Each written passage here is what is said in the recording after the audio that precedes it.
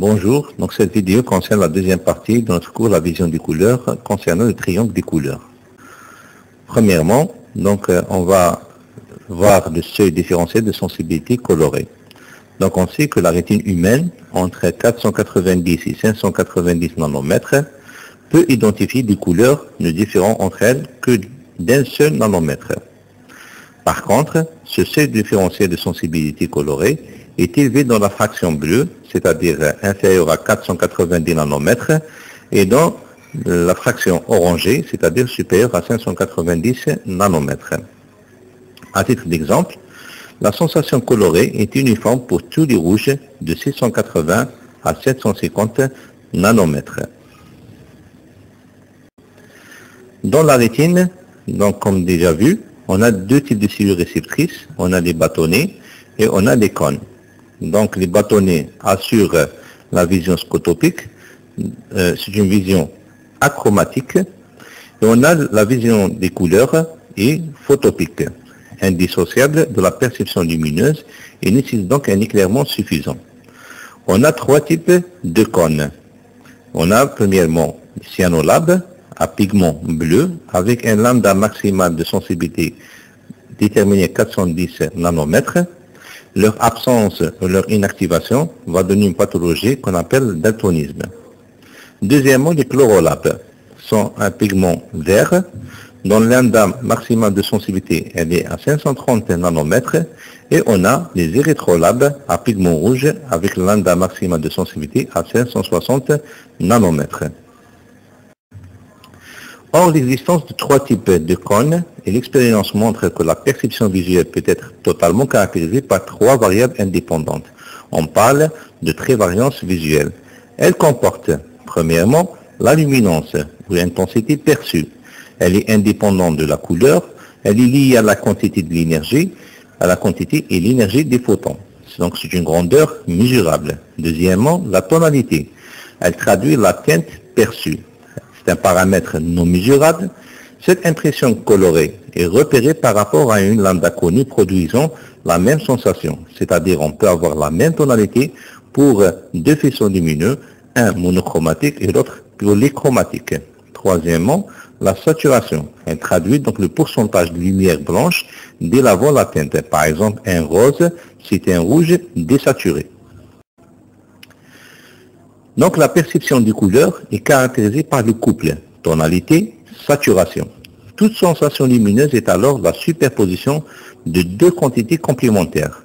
Premièrement, une lumière monochromatique. Deuxièmement, une quantité de lumière blanche. On revient à notre exemple. Par exemple, le rose. Donc c'est un mélange entre une lumière monochromatique rouge et une quantité bien déterminée de couleur blanche. Donc il faut déterminer un facteur de pureté qui mesure le degré de saturation. Ce facteur il peut être égal à 0 s'il s'agit de lumière blanche seulement, et comme il peut aller jusqu'à 1 quand il s'agit de couleur spectrale pure. Donc ce facteur est égal à la luminosité de la couleur spectrale divisée par la luminosité de la couleur spectrale plus la quantité du blanc additionnée. Le système trichromatique de trévariance ou RVB. Ce système fait en fait directement allusion aux trois types de cônes.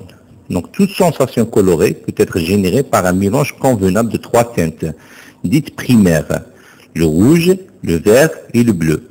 Par exemple le rose, donc on peut avoir le rose par l'addition de quantités bien déterminées du rouge, du vert et du bleu. Comment on peut avoir le rose par l'addition de la couleur blanche à une couleur spectrale du rouge. À noter, il existe un seul mélange particulier et unique qui donne le blanc. Donc ce système est représentable par triangle isoluminance des couleurs où tout mélange de couleurs appartient au triangle. Donc on a devant nous le triangle isoluminance des couleurs. Donc on va placer les couleurs primaires qui sont le bleu, le vert et le rouge. Donc on peut obtenir une couleur bleu-vert par l'addition de quantités égales du bleu et du vert. Par exemple, le jaune, il est à mi-distance entre le vert et le rouge, donc on peut avoir le jaune par le mélange de quantités égales de vert et de rouge. Et on peut avoir donc une couleur blanche par soit l'addition des 3 couleurs primaires, soit ce qu'on appelle 2 couleurs complémentaires, c'est-à-dire du bleu avec du jaune. Donc 2 couleurs sont complémentaires quand leur mélange additif donne du blanc. Mais pour avoir l'ensemble des nuances colorées, donc il faut dessiner un cercle, donc un cercle qui passe par les 3 points principaux. Et donc ce cercle va contenir ce qu'on appelle les couleurs spectrales. Maintenant, si on veut obtenir une couleur quelconque, par exemple le jaune clair, comment on va faire? On voit bien que le jaune clair dans le triangle, il est à mi-distance, c'est-à-dire à distance égale par rapport au vert et par rapport au rouge. Et donc, on doit additionner la même quantité du rouge avec du vert. Par contre, la quantité du bleu, on voit bien la distance entre le jaune clair et le bleu, elle est beaucoup plus importante par rapport à la distance entre jaune clair rouge, jaune clair vert. Et donc, on va comprendre qu'il faut additionner une quantité beaucoup moins importante par rapport aux autres quantités, c'est-à-dire par rapport au rouge et le vert. Comme on peut produire du jaune clair par l'addition au jaune spectral une quantité du blanc. Et même on peut produire du jaune spectral à partir du jaune clair avec la soustraction donc du quantité du blanc. Si on voit bien la région violet-rouge, on voit bien qu'il ne s'agit pas d'un cercle, mais c'est une ligne droite qu'on appelle ligne des pourpres. Donc, en réalité, ces couleurs n'existent pas en tant que rayonnement électromagnétique. Ce ne sont que des impressions colorées construites par le cerveau humain. Donc, on peut voir dans cette diapo donc le triangle donc bicouleur, et on voit bien que c'est un triangle qui est incomplet, c'est-à-dire qu'il va nous donner une nuance colorée par rapport à une seule luminosité.